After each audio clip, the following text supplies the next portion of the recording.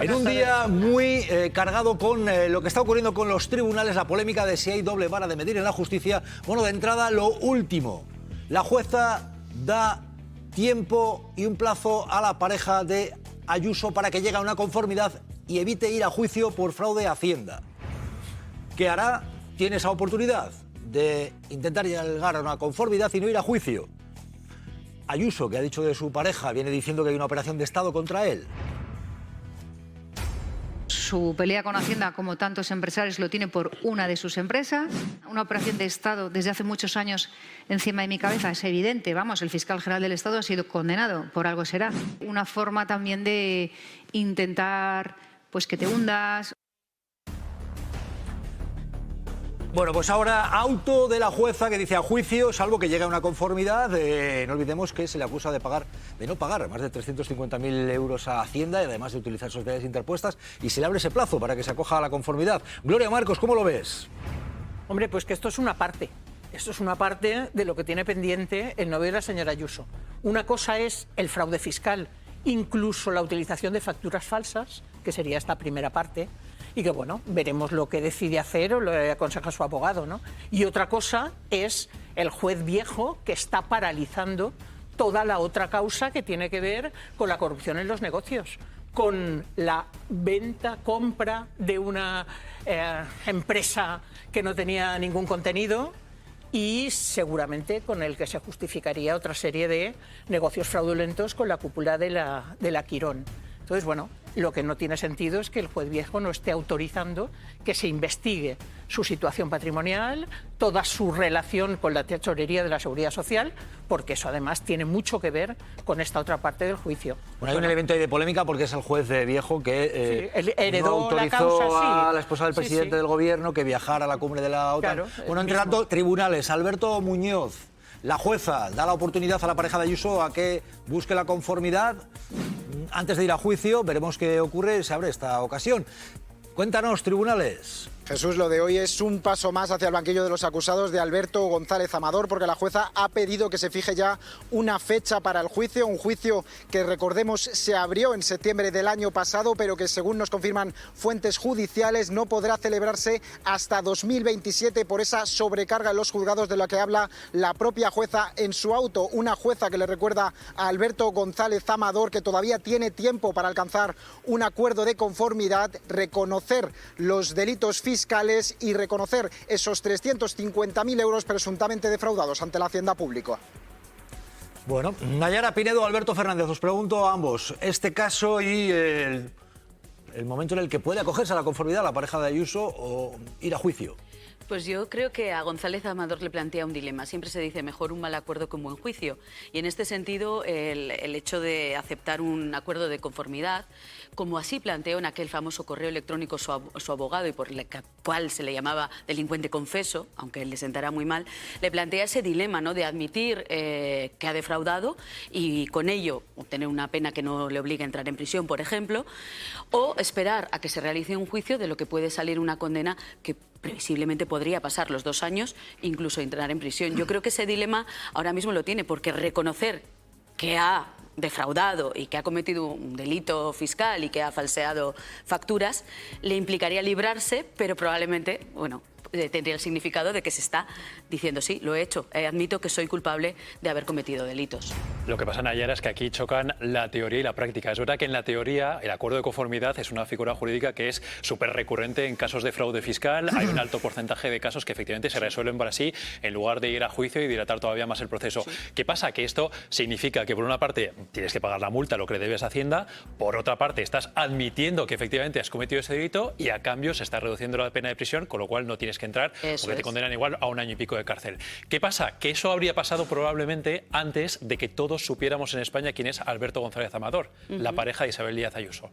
Ahora que esto se ha politizado hasta la saciedad, reconocer esta culpa y reconocer que efectivamente cometiste este delito significa una mancha tremenda, eso no para él, sino para Isabel Díaz Ayuso. Debería de hablarlo con el jefe de gabinete de su pareja, que es el que malamente filtró un correo diciendo que era al revés, que era la fiscalía la que le ofrecía e intentando mentir y engañar al personal. Lo cierto es que el abogado de Gómez Amador le aconsejó efectivamente aceptar un acuerdo de conformidad y que el tema se quedara más o menos discreto. Sin embargo, la mano de Miguel Ángel Rodríguez hizo que esto fuera público notorio por intentar mentir y vender mercancía averiada a determinados medios de comunicación.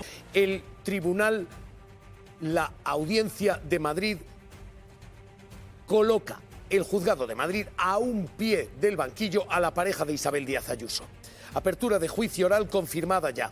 Y una invitación a un pacto de última hora, porque lo que se hace, Pedro Águeda, es decirle a Alberto González Amador: todavía hay tiempo para una conformidad. Es literalmente una invitación de última hora a un pacto de última hora antes de sentarlo en el banquillo por fraude fiscal.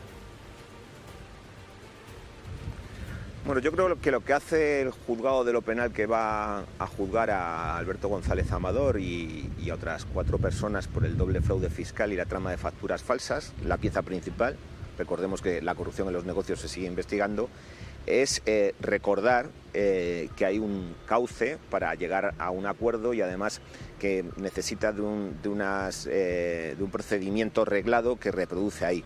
Pero el juzgado no se pronuncia sobre eso, simplemente lo recuerda porque en estos casos de fraude fiscal es bastante habitual que la propia Fiscalía, como ocurrió con la Fiscalía de Delitos Económicos durante mucho tiempo, en este mismo caso se apreste a recuperar el dinero, a que pague la multa el acusado y que se rebaje la condena. Pero lo único que hace es recordar que ese trámite existe. Por otra parte, pues es un paso más hacia esa celebración del juicio, pues porque es un auto sobre admisión o no de prueba, es decir, ¿quién ha pedido las acusaciones populares o las defensas que declare? Bueno, pues estos es pertinente que declaren y estos no es pertinente que declaren.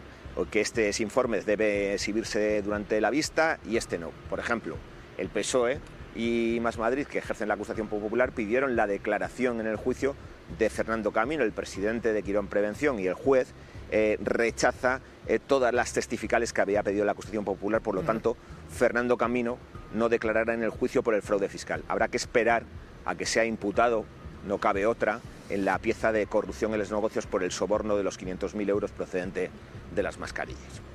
Y a esta hora, las novedades, la última hora, están en el choque de trenes, choque de poderes que están viviendo el Poder Judicial y el Poder Ejecutivo y Legislativo.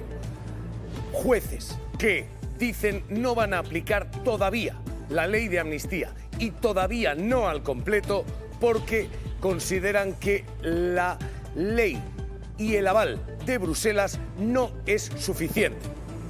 Hoy el Gobierno choca frontalmente contra unos jueces a los que acusa de insumisión legal y invita a Puigdemont a venir a España y desafiar a ese Poder Judicial conservador. Estas 2 sentencias son muy graves. Lo que esas sentencias están acreditando es que hay una parte del Poder Judicial en España que no respeta la legitimidad del Poder Legislativo, que cree que está por encima del Poder Legislativo.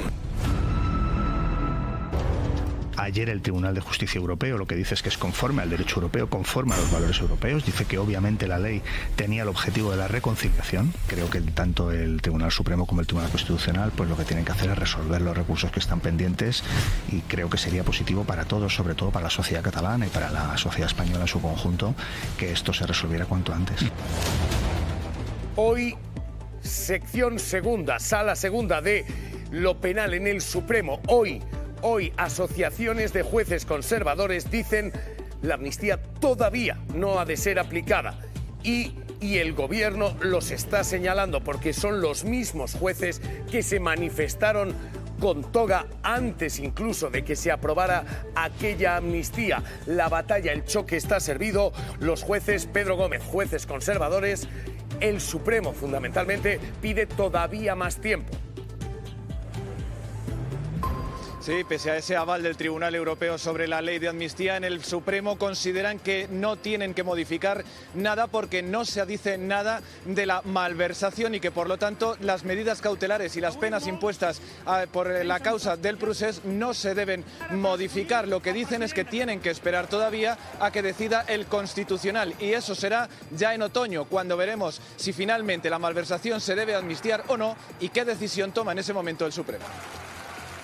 El Ejecutivo a esta hora está acusando a esos sectores conservadores en la judicatura de echar un pulso político, no legal. Arantxa de Fez. Hay una parte del Poder Judicial, creen en Moncloa, que no respeta al Poder Legislativo. Por eso piden que se aplique la ley de amnistía cuanto antes a todos los implicados y sobre todo después de ese aval recibido ayer por parte de la Justicia de la Unión Europea. Quieren que eso implique también a Carles Puigdemont y quieren que esos recursos se resuelvan lo antes posible. Hay un choque de trenes, hay un choque de poderes hoy que ha llevado incluso al ministro Óscar Puente a invitar a Puigdemont a que venga a España. Con el aval de las sentencias europeas, con las 19 sentencias anteriores del Constitucional, a ver si el Supremo se atreve a detenerlo. Esto es lo que decía. Pero si yo fuera el señor Puigdemont, yo me plantaba hoy en España. Y creo que eso sería también, por su parte, un gesto de liderazgo político. Y creo que hay cosas a las que hay que plantar cara de una vez. Pero que me detengan y me lleven a prisión, claro. Es decir, si el Tribunal Constitucional se ha pronunciado sobre la ley, el Tribunal de Justicia de la Unión Europea, el Parlamento Europeo ha emitido una ley, y yo no puedo circular libremente por un país que ha decidido libremente que yo sea libre, yo lo haría. Los fallos de Luxemburgo, los fallos del Tribunal de Justicia de la Unión Europea refuerzan al gobierno, refuerzan la alianza con el independentismo. Hoy ese independentismo cuestiona también a ciertos jueces. Dice, algo patriótico van a encontrar para no aplicar la amnistía. Señor Rufián, ¿cree que los jueces van a aplicar la ley? ¿Qué papel depende qué juez. El Supremo de momento se ha mostrado reacio a aplicarla porque dice que no habla de la malversación de caudales públicos. ¿Cuál es su valoración? Que aplicarán o la ley o una especie de patriotismo tóxico y frágil. Patriotismo tóxico y frágil es lo que decía Gabriel Rufián a María Escolar. María. Sí, nos ha manifestado Gabriel Rufián esta mañana desde aquí sus dudas a que determinados jueces vayan a aplicarlo. Insisten desde el independentismo en que la victoria no estará completa hasta que esto ocurra. Por eso hacen un llamamiento a la justicia española para que asuma el criterio del Tribunal de Justicia de la Unión Europea. Y dicen que la pregunta ahora no es qué va a pasar con los represaliados, sino qué va a pasar con la democracia. Hay un poder judicial conservador que está en estos momentos siendo cuestionado por el Ejecutivo, por partida doble, porque la amnistía es solo la primera de las piezas que hoy choca con el Gobierno. La segunda es la decisión de sentar a la mujer del presidente ante un jurado popular. La Audiencia Provincial ha avalado la instrucción del juez Peinado, un juez al que han tenido que podar incluso 2 de los delitos que acusaba, pero que ha conseguido sentar en el banquillo a Begoña Gómez. Hoy esa es la clave judicial, Carla Cuña. La Audiencia Provincial avala en parte a Peinado, pero también le corrige, tumba 2 de los 4 delitos que le imputaba a Begoña Gómez, levanta las medidas cautelares, pero mantiene el jurado popular y avala el objeto principal de la instrucción. Ve indicios de que Begoña Gómez se benefició de ser la mujer del presidente del Gobierno para sus negocios privados. ¿Cuándo se va a celebrar ese juicio con jurado popular? Pues fuentes consultadas nos dicen que será ya en octubre de 2027. Indicativo de algo, uno no cree mucho en estas cosas del destino, pero no está mal. Lo que sí es verdad que si uno mira con la perspectiva de lo que ha sido este año, lo que ha pasado desde septiembre hasta ahora, a ver, un año movido en el que además su departamento ha tenido que vivir momentos durísimos, como el accidente de Muz, y la política pues ha discurrido, entre otros, pues por la senda de un desgaste del gobierno, el Partido Socialista a cuenta de casos de corrupción, o la novedad más reciente de lo que pueden ser, no tiene pinta de que vayan a salir, pero los primeros presupuestos de la legislatura. Y ministro, además, empezaría Por esto de los presupuestos, a ver si podemos, me gustaría comentar algunas cosas, pero antes empezaría por lo último, el mismo que es de ayer mismo y que esta mañana sigue coleando. El mismo día en que el Tribunal de Justicia Europeo avala la ley de amnistía, la Audiencia de Madrid avala al juez Peinado en su intención de juzgar a Begoña Gómez por prevaricación y tráfico de influencias ante un jurado popular. Le revoca otras decisiones, pero esta la mantiene. ¿Tiene este auto una intencionalidad más allá de lo judicial? Bueno, no, yo creo que son casualidades, que siempre que se empata en este tipo de situaciones, ¿no?, es fruto de la casualidad. Ayer el Tribunal de Justicia de la Unión Europea dictó una resolución que se esperaba desde hacía mucho tiempo, tenía incluso fecha fijada para el fallo desde hace mucho tiempo, y casualmente una hora después pues tuvimos la noticia de que Begoña se sentará en el banquillo en un tribunal por jurado. Por supuesto que esto es una casualidad, no tiene nada de intencionado. Generalmente cuando se producen este tipo de casualidades, que suele ser prácticamente siempre, no hay que pensar mal, no tenemos que ser mal pensados y, en fin, es la normalidad en la que vive este país desde hace tiempo. Por cierto, narrabas una serie de cosas que han sucedido en este año y pico, pero no todo ha sido tan malo, ¿no? Un país que sigue creciendo más que ningún otro país desarrollado del mundo, un país que está, yo creo que, desarrollando una política internacional muy inteligente, a la que, por cierto, casi todo el mundo se va sumando. Inicialmente se cuestionaban algunas de las posiciones del Gobierno de España y luego pues hasta Meloni ha acabado sumándose a las políticas del presidente Sánchez, ¿no? Por tanto, yo creo que un país que avanza, que está en una situación muy favorable desde muchos puntos de vista, aunque sí es verdad que vive situaciones muy convulsas que tienen todo tipo de explicaciones, ¿no? No tenía intención de hacer un retrato negativo, estaba apuntando esas no, cosas. pero yo lo complemento, no. Ya. No, está bien, utilizar la ironía incluso en la política es poco común y seguramente es más saludable, ¿no?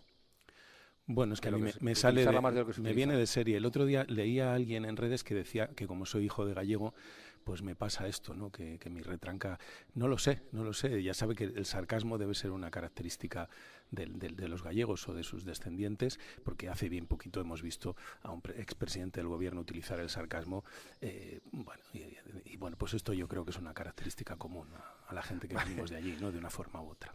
Entonces, si utilizamos sarcasmo autorizamos como animal de compañía, pues no vale lo de la selección francesa que no tiene franceses, pero yo no sé si eso era un sarcasmo o... Bueno, eso dijo Borja Semper, ¿no? Borja Semper dijo, hombre, no os pongáis así, que ha sido solo sarcasmo, ¿no? Como si el sarcasmo no fuera en sí mismo una herramienta de lo más hiriente, lo único que desde la óptica del humor, ¿no? Que en este caso yo creo que estaba completamente ausente del análisis, ¿no? Pero bueno. Claro, tan sarcástica como su convicción de que las casualidades existen.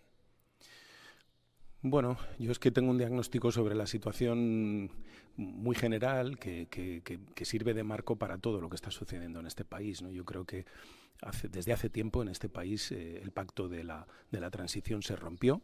Lo rompió esencialmente la derecha de nuestro país, que no respeta las reglas del juego democráticas, que considera que el poder le pertenece por naturaleza y no está dispuesto a aceptar que ese poder sea ejercido por quienes considera los ocupas o los cachicanes de la finca, ¿no? Y a partir de ahí se explican muchas cosas de las que están pasando en nuestro país, ¿no? Yo creo que cuando digo que la derecha no respeta, no me refiero exclusivamente al Partido Popular y a Vox. Yo me refiero a la derecha política, a la derecha mediática, a la derecha económica y a la derecha judicial. Es decir, no respetan lo que las urnas mandatan y están dispuestos a hacer lo que sea, cualquier cosa, con tal de revertir el resultado de las urnas. Y a mi juicio esto solo se soluciona de una forma, y seguramente pues tendremos oportunidad de hacerlo el año que viene, que es con un resultado contundente que deje a toda esta gente claro que quien manda en última instancia es el pueblo, no ellos, y que es el pueblo el que toma las decisiones y hay que respetarlas, porque esa es la democracia, esa es su esencia y eso es lo que hay que respetar, ¿no? Pero tenemos que creer en un poder judicial garantista como es el español, ¿o no? Yo es que, vamos a ver, yo creo que creer es como, no sé, decir, creo en la justicia. La justicia es un concepto muy amplio, es un concepto en sí mismo. Además, claro que creo en la justila. ¿Cómo no voy a creer en la justicia? En concreto, el Poder Judicial español, en los tribunales que... Y en el Poder Judicial español, pues lo mismo, hay en la dinámica judicial española hay una inmensa mayoría de magistrados y de resoluciones que son ajustadas a derecho y que responden a una dinámica puramente legal o jurídica. Y hay otras, afortunadamente una minoría, pero con una relevancia, una trascendencia pública y política enorme por a quienes afectan y qué es lo que persiguen, en las que yo creo que es obligatorio ser crítico, porque no responden a una dinámica puramente jurídica, sino que responden a una intencionalidad política. Esto es así. Ayer hemos visto una sentencia del Tribunal de Justicia de la Unión Europea, dos sentencias. Por cierto, suman 66 folios entre las dos. No han hecho falta 377 folios. Con 66 ha bastado. Como la del hermano de Pedro Sánchez. Con 66 ha bastado, ¿no? Y estas dos sentencias son muy graves, muy graves. No solo por lo que tienen de poner de manifiesto el error jurídico en el que incurre el Tribunal Supremo Español o la Audiencia Nacional a la hora de plantear que la ley de amnistía incumple el derecho comunitario, lo cual no tenía, como dice el Tribunal de Justicia de la Unión Europea, ninguna base. Es que en el fondo lo que esas sentencias están acreditando es que hay una parte del Poder Judicial en España que no respeta la legitimidad del Poder Legislativo. Es decir, que cuestiona la capacidad del Legislativo de decidir cómo regula la vida de nuestro país, que cree que está por encima del Poder Legislativo, no a un lado, no para controlar, sino para decir qué es lo que se puede o no se puede legislar. Esto lo hemos visto en la sentencia del hermano de Pedro Sánchez, ¿no? en la que un tribunal se pronuncia sobre la idoneidad o no de proveer una plaza determinada en la administración. Es decir, que no hacía falta, decía. Es decir, ahora los tribunales van a decidir cuándo hace falta un puesto en la administración y cuándo no es necesario. Desde luego van a tener muchísimo trabajo si se ponen en ese plan, porque yo les puedo citar cientos de ejemplos. Uno de ellos en mi ciudad, el alcalde actual de Valladolid decidió en un momento determinado que necesitaba un alcalde B, es decir, que necesitaba una persona dedicada full time al ayuntamiento, ya que él está 3 días a la semana en el Senado, y creó una plaza. Yo hice público quién iba a ser el adjudicatario de esa plaza un mes antes de que se convocara, fíjate, y acerté de lleno.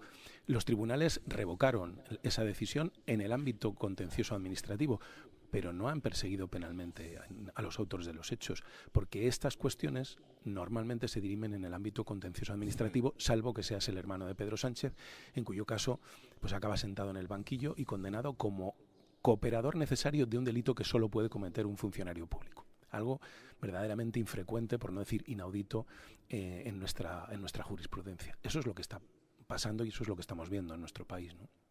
¿Y la manera de combatirlo, cuál sería? ¿Desde un poder ejecutivo o un poder legislativo?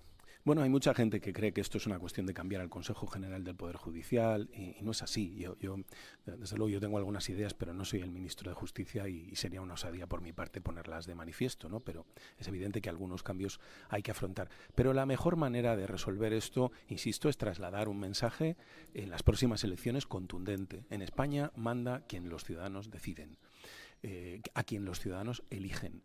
Y ese resultado contundente yo creo que hará reflexionar a muchos y probablemente tendrán que plantearse que si quieren gobernar este país lo que tendrán que hacer es presentar un buen proyecto de país, ofrecerle al país una alternativa, porque claro, si la alternativa es congelar el salario mínimo, congelar las pensiones, que la gente cobre menos cuando está de baja, pues no pensarán que van a obtener una riada de votos entusiastas en torno a esos proyectos, ¿no?